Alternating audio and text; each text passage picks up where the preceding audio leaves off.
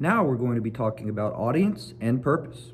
Every time you write or say anything at all, ever in your life, you have an intended audience. An intended audience is, of course, the person or people you want and expect to hear what you are saying. If I walk into class one day and I say, "Hello, students," my intended audience is not penguins in Antarctica or circus performers worried about their grandchildren. It is the high school students in my class. You should be able to identify the intended audience of every single piece of writing or speech that you come across in life. Sometimes the intended audience is obvious because a speaker will directly name it. Sometimes it's not obvious. In this case, you have to rely on context clues. Look at the specific talking points that the writer or speaker uses and determine why they might be using those particular phrases.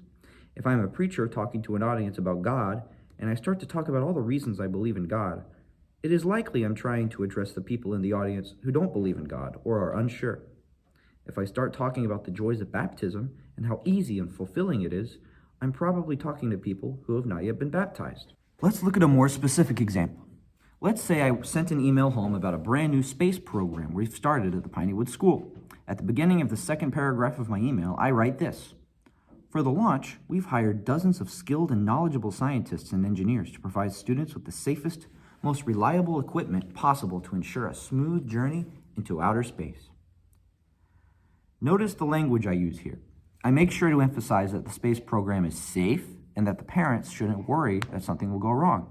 My intended audience is not just parents, but in particular, parents who are concerned about the safety of their children. Parents who aren't concerned about that might not need to read this email at all. Here's another example. This is a speech given on December 3rd, 2016 by U.S. President Barack Obama about a potential bill that was about to make its way through the Congress. I will read you an excerpt from the speech and then ask who the intended audience is. On the first day of my administration, I promised to restore science to its rightful place. I told you we would unleash American innovation and technology to tackle the health challenges of our time. Of the last 8 years, we delivered on that promise in many ways, both big and small, including, of course, providing health coverage to 20 million more Americans and making healthcare more affordable for all Americans.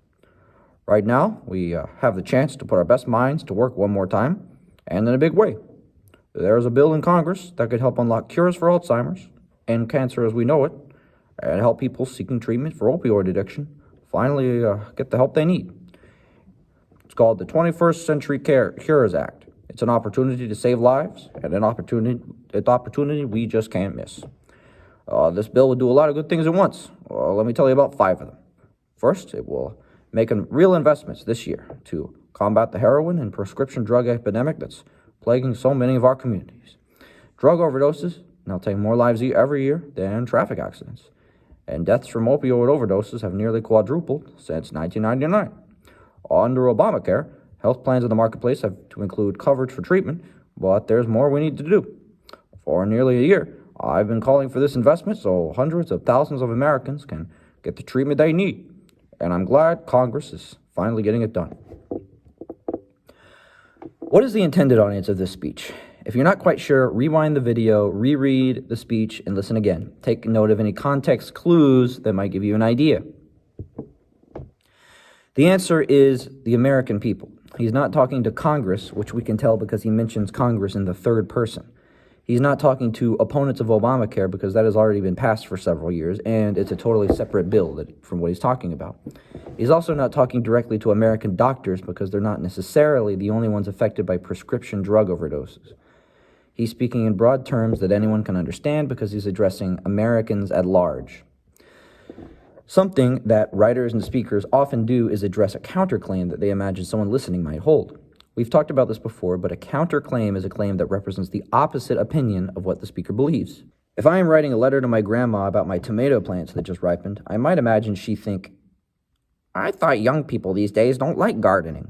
To address this potential counterclaim, I might write something like, "See, some young people like gardening," or "Turns out young people do like gardening." Addressing counterclaims is a good way to get ahead of counterarguments that you are expecting. Let's look at this excerpt from a speech by U.S. President JFK about the space race. There is no strife, no prejudice, no national conflict in outer space as yet. Its hazards are hostile to us all. Its conquest deserves the best of all mankind, and its opportunity for peaceful cooperation may never come again. But why, some say, the moon? Why choose this as our goal? And they may well ask, why climb the highest mountain? Why, 35 years ago, fly the Atlantic? Why does Rice play Texas? What counterclaim does he address in this paragraph? He addresses the counterclaim that going to space is pointless. Many people at the time were saying that space travel was a pointless project when we had so many concerns down here on Earth. He follows it up by comparing it to questions that he believes have obvious answers. Why did Charles Lindbergh fly the Atlantic Ocean? Why does the football team play this other football team? He brings up these topics because he believes they all share the same answer, which might be something like, because humans already seek greatness, or whatever. Once you believe you have a good grasp of audience and purpose, you may take the power focus area, audience and purpose, 10,